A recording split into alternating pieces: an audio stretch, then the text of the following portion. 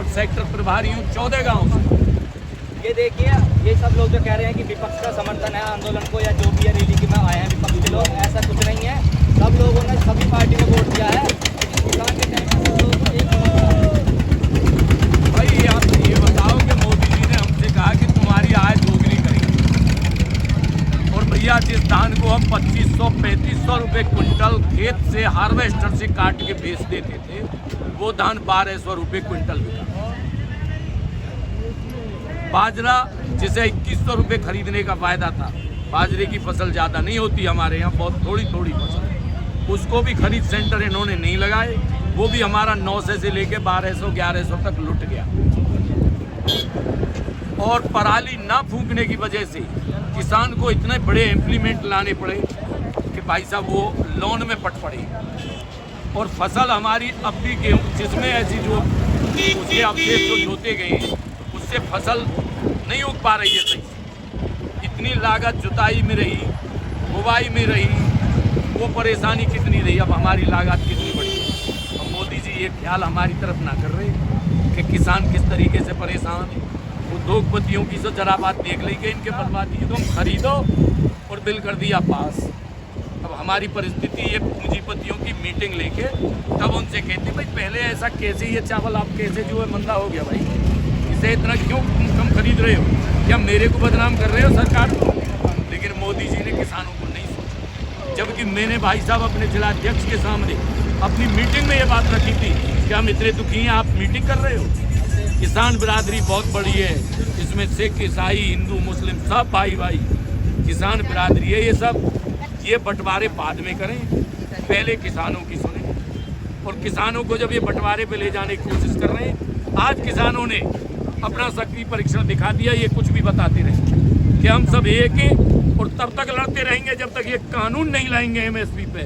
इन्होंने जमाखोरी, एक कानून था पहले कि जमाखोरी नहीं करेगा कोई, इन्होंने उसको छुट्टा कर दिया। हमें बता रहे हैं ये किसानों को फंडिंग आ रही है, फंडिंग को तो भैया ये दे रही हैं पार्टियाँ। हमारा BSNL खत्म हो गया, जियो इतना बढ़ गया, हमारा HMT हिंदुस्तान ट्रैक्टर आज भी नहीं पिटने वाला। HMT ट्रैक्टर हमारा पिटने से हमें बाहर से ट्रैक्टर खरीदने पड़ रहे हैं। इन्होंने अपने उसको क्यों नहीं डेवलप किया टेक्नोलॉजी को, हमें क्या जरूरत थी ये विदेश क्या ये बाहर जब वो कॉन्ट्रैक्ट खेती होगी, हमारे यहाँ का तो इम्प्लीमेंट भी काम नहीं आएगा। अब ये मेरा ट्रैक्टर है जॉन डियर 5310, मैंने इसको 2002 में खरीदा है। आज बताइए कितने वर्ष का हो गया। देख रहे हो ट्रैक्टर की हालत, जरा फोटो करके दिखाओ भैया, ट्रैक्टर का फोटो दिखाओ कि ट्रैक्टर किस हालत में। भाई हटियो थोड़े से। अब इस ट्रैक्टर को आप बता रहे हो कि ट्रैक्टर किसान का 10 साल में रिटायर हो जाएगा। किसान से ट्रैक्टर खरीदा नहीं जाता, ट्रैक्टर के खरीदने में कितने भाइयों की जमीन नीलाम हो गई। अब इसको मैं नया मॉडिफिकेशन में लाऊं, मेरे तो बच्चों पे बिना खरीदा जाए। अब ये ट्रैक्टर देखो तुम, ये कब उसमें ये कुछ रूलिंग में आएगा, तो ये रूलिंग किसानों के ट्रैक्टर पर लागू नहीं होनी चाहिए थी। तो ये किसानों को कभी नहीं सुनते, ये दलालों को सुनते हैं, ठेकेदारों को सुनते हैं। जबकि इनके पास वो लिस्ट है, किसान गोष्ठी जब होती है, जिले से किसान जाते हैं, जो पढ़े लिखे किसान होते हैं, ये कभी इन्होंने विचार सुने किसानों के। भाई जिला वाइज किसान बुला लेते, प्रांत वाइज बुला लेते।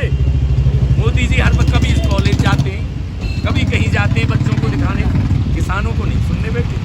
जो किसान एक देश की थोड़ी है। तो ताऊ जी आपको क्या लगता है आज इस आंदोलन में आपको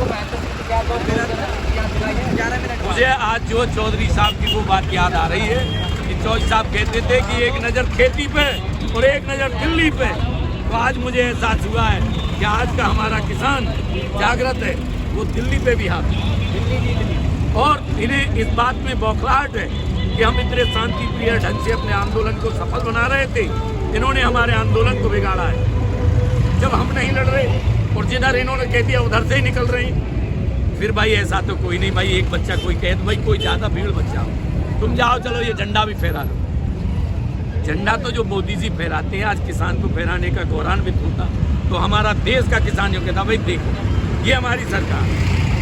भाई ये बात मान सकते हैं मोदी से भूल हुई है और हमसे भूल हुई है, हमारी जरा भी क्षमा ना, लठ बरसा दिए हम पे और बता रहे हैं कि ये देखो किसान के बराबर सीधा अनपढ़ और भारतीय संस्कृति को और भारत को सोना बनाने वाला वो किसान। और मोदी जी आज ये समझ रहे हैं कि मैं यूं ही बैठा रहूंगा।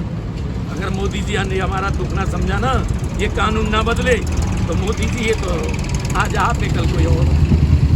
सत्ता परिवर्तन होना बहुत जरूरी है और विपक्ष मजबूत होना बहुत जरूरी है। आज हमारी बहुत बड़ी कमी है कि जो इनके सामने विपक्ष नहीं है। यदि विपक्ष होता तो हमें किसान को रोड पे आने की जरूरत नहीं होती, विपक्ष मजबूती से लड़ता। लेकिन विपक्ष कोई नहीं, उसी वजह से आज फिर हम ये सोचते हैं कि फिर अब हम लड़ रहे हैं, लेकिन फिर भी वोट मोदी को करने के लिए तैयार है। क्यों? विपक्ष में कोई दिखाई नहीं दे रहा, विपक्ष नहीं है आज मोदी जी। देश को चलाने वाला मुखिया भी मजबूत है, लेकिन मोदी जी हमारे दुख को समझे, और ना समझेंगे तो भैया मजबूरी होगी हमारी कि चाहे हम गड्ढे में चले जाएं, लेकिन तुमको सीट नहीं मिलेगी। तो सब आप लोगों ने देखा ताऊ जी, जिस तरीके से ताऊ जी ने बताया हमें सारा आंदोलन की बात, तो बाकी अपने युवा भाइयों से जानते हैं कि वो क्या सोचते हैं आंदोलन के लिए। भाई बताओ, आप लोग क्या सोचते हो? मतलब आज का आंदोलन आपके लिए क्या इतिहास बन के रहेगा यार? झंडा फहराने के लिए भी झंडा फहरा दिया लाल किले पे। हाँ, लाल किले पे। तो आप खुशी हो रही हो उस चीज़ की? बहुत खुशी है। तो अब आप मतलब वापस जाओगे, यहीं पर रुकोगे? यहीं पे रहेंगे जब तक तीनों कानून वापस ना लेता मोदी। अच्छा जी। तो देख सकते हैं आप लोग कि युवा किस तरीके से मतलब पूरे बढ़ चढ़ कर हिस्सा ले रहे हैं। तो भाइयों एक बार नारा लगा दो, भारतीय किसान यूनियन जिंदाबाद, जय जवान, जय किसान, किसान एकता जिंदाबाद, इनकलाब जिंदाबाद, इनकलाब। जिंदाबाद।